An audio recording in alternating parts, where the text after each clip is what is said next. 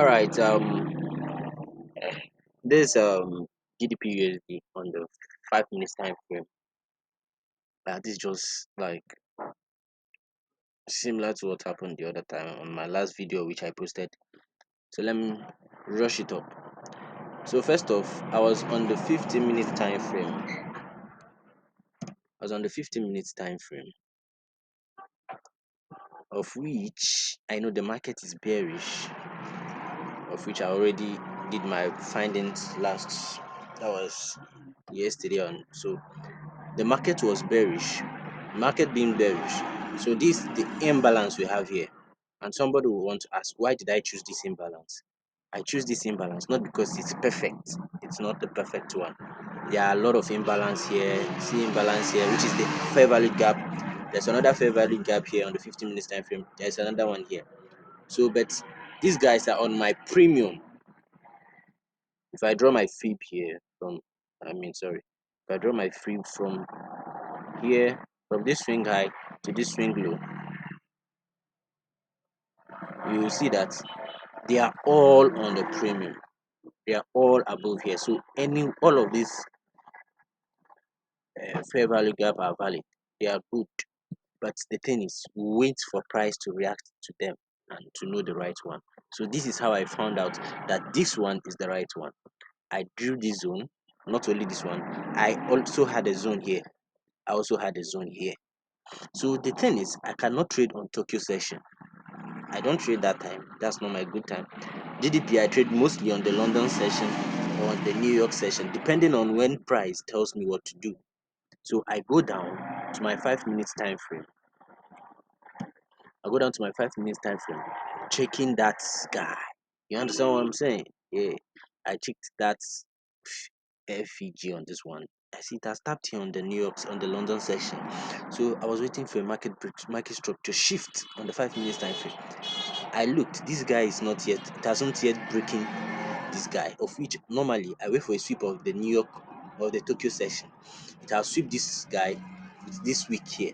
So, but nothing, no market structure shift happened here. You see, for those that know how to say the terms, market structure shift or change of character, those kind of things. You understand what I mean. Good.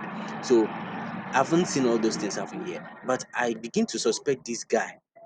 The moment I see this bearish, I saw this bearish candle, this candle. So I begin to suspect, and he left an imbalance here. So I drew this imbalance and went down back to the 3 minutes time frame to study that imbalance it gave me based on that bearish move. So I came down to the 2 minutes time and I looked. It hasn't given me an actual break of structure. This is not my A plus. It's not an A plus setup, but it was a good trade due to I was reading price action. So it came back here and it started consolidating. The market started getting weak. There's no momentum to the downside or to the upside. It became weak here. So after this weak movement here, I understood that it was respecting this fair value gap. Then it came down a little bit out of that fair value gap. I wanted to enter here, but when I checked, the market was down here already. So I was like, well, I'm not sure yet. So I was waiting for it to break this guide and come back to this imbalance. It pulled back again and it came around here and I just entered the trade. I entered this trade and my stop loss was just up on this guy. Understand? Or I can still put it here with my swing low, swing high. Yeah. But this way I left my stop loss.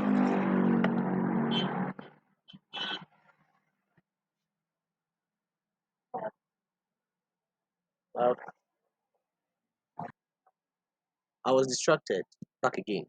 So I entered at this point and the market pushed up. You see, it pushed up and I was kind of scared because I've not seen any break of structure to this downside. Look at what I mean. This is higher, higher low, higher high. It came back down to this equal, this low, this an equal low. There was no break of structure here. Then it pushed and it was going up. So I was to wait for it to break here, then enter a trade. You understand? So I'm at workplace, so it's not really that easy. So this is it. It break down here, push up back, came down, up back, and when it was at this point, I've entered this trade around this point. And it pulled up and started going down. When I started seeing bearish candlesticks, I was confident that yes, I took the right trade. And look at, I took three position on this trade. I took three position on this trade. My first TP was at this point. My first TP was at this point. I went out with almost 9. Okay, let me not call figures. This was my first figure, first take profit. My second take profit was this low here. Then the other trade is still running, which is the third one, still running up to now. Why did I left it running? Look at look at reason why I sometimes leave trade to run when it's I know it's according to it's moving according to the overall direction. Look at, let me on my what's the name, moving average. This on the 50 minutes time frame. The 50 minutes time frame, this black moving average is my 200 moving average. This is a 200 moving average. So I'll let this guy to roll to here. It's that trade that I left to run.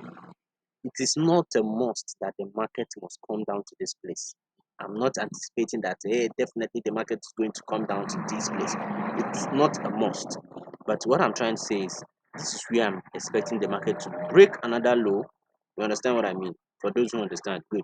To break this low and create another swing, like a break or structure to the downside. If we go back to the 1 hour time frame, GDP USD is downtrending. It's downtrending. Okay, look at this trade which I took the other day. Okay, this is on my TikTok account. I posted it. Had even I left this trade running till today or till yesterday, see the risk reward I would have been pulling out from it. But that's not what I'm trying to say.